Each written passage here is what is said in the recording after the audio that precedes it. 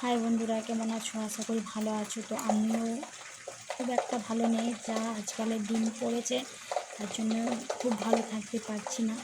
তো ভিডিওটা ভাবলাম করব না, কিন্তু না করলেও থাকতে পারলাম না, কারণ আমিও তো একটা মেয়ে, তার জন্য থাকতে পারলাম না। তো তোমরা সবাই সবটা জানো যে একটা দিদি ভাইকে এরকম মেরে ফেলা হয়েছে, ঠিক আছে? তো আমিও চাই যে তোমরা সবাই মিলে তার পাশে থাকো, আমিও আছি তার পাশে।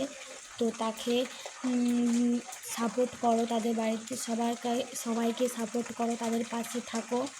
যে আর আমাদের লক্ষ্মী ভাণ্ডার চাই না, আমাদের কন্যাশ্রীও চাই না, আমাদের কোনো টাকা পয়সা চাই না, কারণ টাকা জীবনের থেকে বড় নয়। টাকা কখনোই বড় হতে পারে না একটা জীবনের থেকে। একটা জীবন যদি চলে যায় না, একটা মা বাবার বুক থেকে খালি যদি হয়ে যায় না তার সন্তান, তার যে কষ্টটা তারা একমাত্র তার মা বাবাই বোঝে, আর কেউ বুঝবে না, কেবল সে তার মা বাবাই বুঝবে। একটা মেয়ে তার মা বাবার কতটা আপন ছিল বা কতটা ভালোভাবে ছিল। দিদিভাইটা খুব ভালো ছিল, অত্যন্ত খুব ভালো ছিল। জানি না কেন এটা ওর সাথে হলো। তো যারা এটা করেছে, আমি মন থেকে চাই তারা শাস্তি পাক, তাদেরকে একজনকেও যেমন ছাড়া না পায়, আর একজনও যেমন সবাই শাস্তি পায়। আমি আমার মন থেকে চাইছি তারা সবাই শাস্তি পাক। তোমরা প্লিজ ওই দিদিভাইটার পাশে থাকো, সবাই ওকে একটু সাপোর্ট করো, প্লিজ ওর পাশে থাকো। আমি যখন ভিডিওটা দেখলাম তো আমার নিজেরই কান্না পেয়ে যাচ্ছিল। কি বলবো তোমাদেরকে, ভাবলাম যে ভিডিওটা করব না, কিছু বলবো না, কিন্তু আজকে যদি আমি না বলি তাহলে হয়তো বলতে আর কোনো দিনই পারবো না। ওই জন্য আমি বললাম কথাগুলো। তো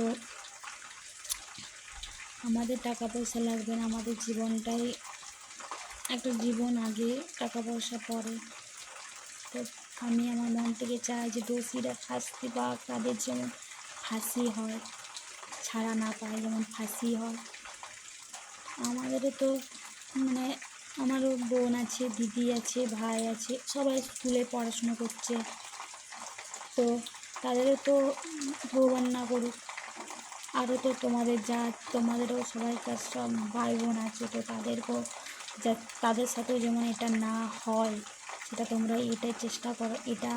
এটা অপরাধ, এটা তোমরা বন্ধ করো।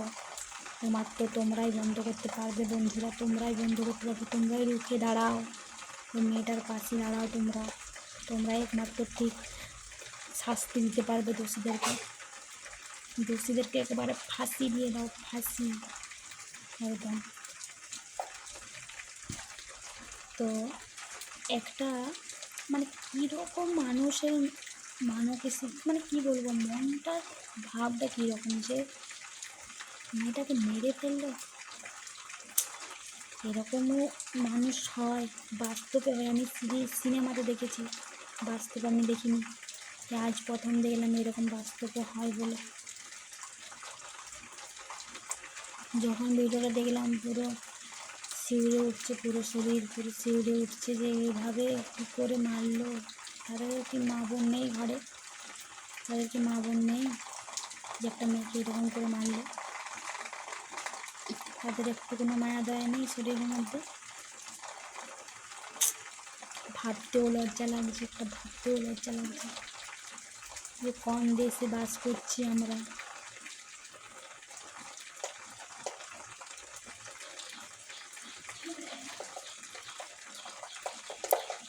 তোমরা প্লিজ ওদের বাড়ির লোককে সাপোর্ট করো, তোমরা প্লিজ ওদের পাশে দাঁড়াও। দোষীরা তোমরা একটাই তোমাদের দাবি, দোষীরা যেন সাজা পায়, এটা তোমাদের দাবি। তোমরা এটা বলবে, তাদেরকে শাস্তি দেবে। ওই দিদি ভাইয়ের বাড়ি সবাইকে সাপোর্ট করো, তাদের পাশে সবাই দাঁড়াও, তবে তো তারা একটা বল পাবে শরীর। হয়তো মনে করবে যে না, কেউ তো আমার পাশে আছে, আমার মেয়ের কী বলবো, আমি আর বলতে পারছি না, সত্যিকারের কিছু বলতে পারছি না। বলার মতো না, ভাষায় খুঁজে পাচ্ছি না, কী বলে গালাগাল দেবো, কীভাবে কী দেবো আমি। যারা দোষী, যারা এই কাণ্ডটা করছে তাদেরকে তো কীভাবে আমি গালাগাল দেবো, সেই ভাষাটাই আমি খুঁজে পাচ্ছি না। তো লজ্জা করে না এইসব ছেলে মেয়েদের? একটু লজ্জা করে না নাকি? একটা মেয়ে হয়ে আর একটা মেয়ের ক্ষতি করছে। ছি, একটু কোনো লজ্জা নেই তাদের। কী করে যে মুখটা দেখায় সবাইকার সামনে। হুঁ, তোমরা একটাই মাথায় রাখবে, দোষীরা যেমন একটা কেউ ছাড়া না পায়, এটা তোমরা শুধু মাথায় রাখবে। দিদিভাই তুমি যে, আমি একটাই চাই যে দিদিভাই তুমি যেখানেই থাকো, আমি এই কামনা করি যে তোমার পাশে সবাই আমরা দাঁড়াবো, তোমার পাশে আমরা সবাই আছি আর থাকবো। যতক্ষণ না দোষীরা সাজা পাচ্ছে ততক্ষণ আমরা থাকবো তোমার পাশে দিদিভাই। কেউ ছাড়া পাবে না দিদিভাই। ভালো থাকো, যেখানে থাকবে দিদিভাই সেখানে ভালো থাকো। চলো, তোমরা এটাই দেখবে যে যাতে দোষীরা ছাড়া না পায়। চলো।